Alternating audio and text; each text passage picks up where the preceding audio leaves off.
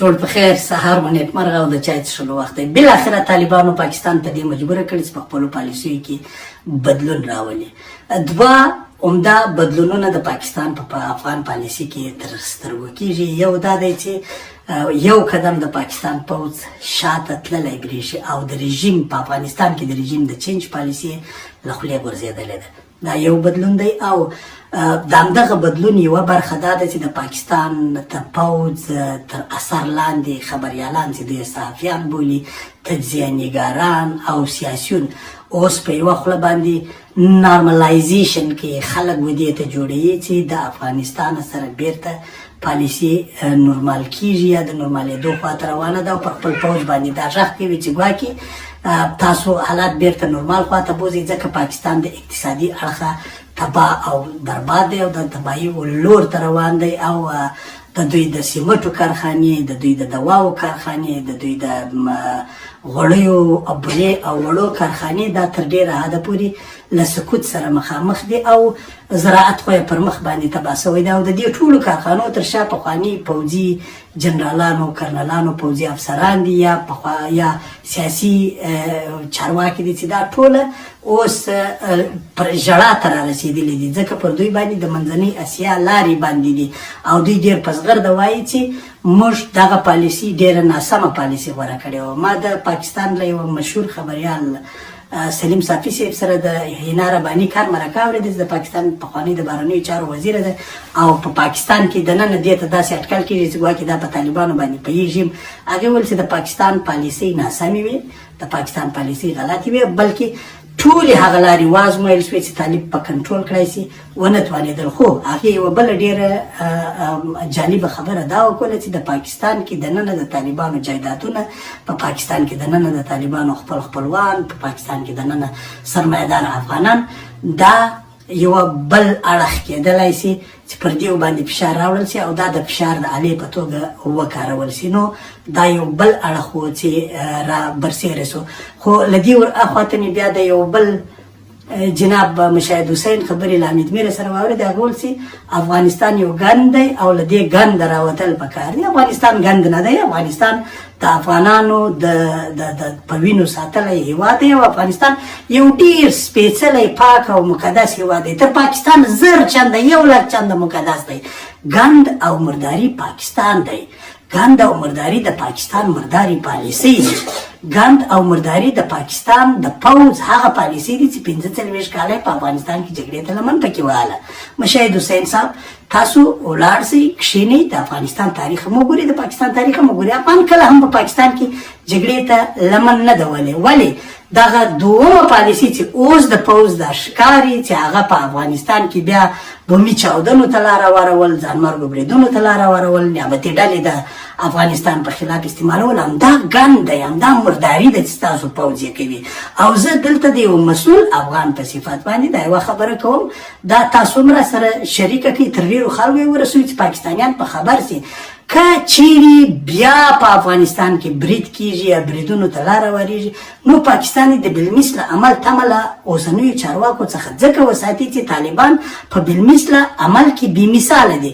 پر ډیورنډ کرښه بالمثله عمل ورسره وکاوه، په سیاست کې بالمثله عمل ورسره وکاوه، په مذاکراتو کې بالمثله عمل ورسره وکاوه، د بمبار په صورت کې بالمثله عمل ورسره وکاوه، په دا خیبر دره کې بمبار وکړ، نه ما سره اطلاعات شته، ورله د داعش قرارګاوې بمبار کې د پاکستان تروریستي بمبار وروسته، تر هغه راوروسته بیا پر ډیورنډ کرښه د دروازې د تړلو په تړاو باندې طالبانو بالمثله عمل ورسره وکړ. نو که چیرې بیا په کابل کې برید کېږي یا د بریدونو او جګړو د پاکستان د استخباراتو دا پالیسي عملي کېږي، نو دوی د بالمثله عمل تمه له طالبانو ځکه وساتي چې زه بیا دا وایم چې طالبان په بالمثله عمل باندې عقیده لري. نو ښه به دا وي چې نه ستاسې خلک مړه سي، نه زموږ خلک مړه سي، نه زموږ ته زیان راواړي، نه تاسو ته.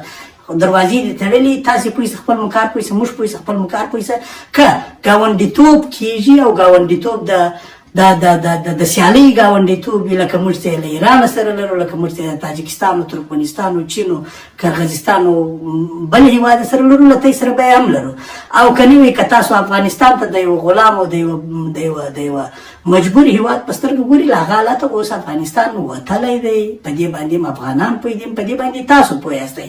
نو یوه تر ټولو مهمه خبره دا ده چې د شارینو د نوي ښار د برید شواهد ټوله دا ښیي چې برید په پاکستان کې تنظیم سوی و، څه نیونې او ګرفتارۍ هم سوي دي. دا د په ځینو تاسو خبر یاست، ځینې به بیا خپله طالبان اعلانوي یا به اعلان کړي، خو تر ډېره بریده پورې د دې شي ګوته واغې خواته نیول سوې ده. په ډیپلوماتیکو لارو باندې پاکستان هم په دې باندې خبر کړل سوی دی، چین هم خبر کړل سوی دی. چین ته هم هغه اسناد ورسپارل سوي دي چې دا برید په پاکستان کې طرحه سوی و، پاکستان کړی دی او د هغې ډلې لخوا څخه سوی دی چې پاکستان پوځ یې تر شا ولاړ دی. دا اسناد ورکول سوي دي، و چین ته هم ورکول سوي دي، و پاکستان ته هم ورکول سوي دي. کېدای شي د سیمې ځینو نورو هېوادونو ته هم وسپارل سي چې څو یې هغو پاکستان وپېژني. نو که دې ته وکتل سي چې دا دوه بدلونه، یو بدلون دا دی چې دوی پر دغه ډول کړنو باندې، پر بمو چاودنو او پر دې او پر هغه باندې فکر کوي. دوم بدلون چې دې ته جواب بیا کېدای شي بالمثله وي.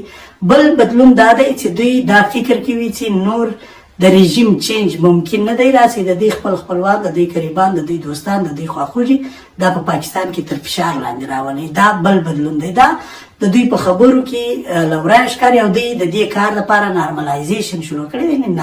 دا خلک نورمال کوي. د دوی هڅه دا روانه ده چې د دوی مردار غوړي، د دوی مرداري زهرجنې دواوي، د دوی بیکاره بې کیفیته سیمټ، د دوی بې کیفیته اوړه، دا بیا و افغانستان ته راخلاص دي. د پاکستان خبریالان دا وایي چې دوی ځکه تاوان کړی دی چې افغانستان د دوی دپاره 12 میاشتې مارکېټ و او افغانستان پاکستان یوازې د 3 میاشتو دپاره د مارکېټ په توګه کاراوه. نو وګورو چې پر مخ باندې څه پیښیږي. خو داسې ښکاري چې افغانستان دمګړی په دغه چوکاټ کې سم روان دی. خو عادت په کور دننه موږ مشکلات لرو، په کور دننه نورې ستونزې موجودې دي، که هغه د تعلیم ستونزه ده، د کار ستونزه ده، د ښځو د روزګارو، د ښځو د حقوقو یا د بشر د حقوقو ستونزه ده.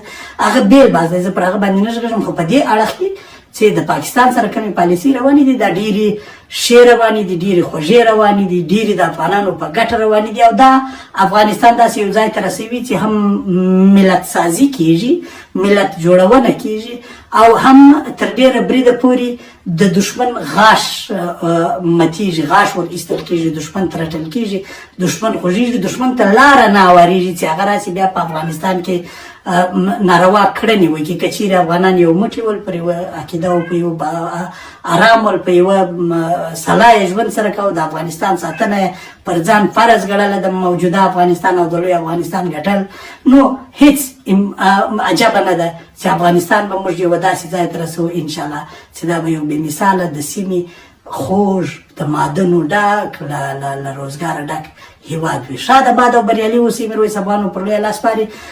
تر بلې لنډې ویډیو، دا ویډیو در سره شریکه کړئ او وایې اورئ. ژوند ژوند.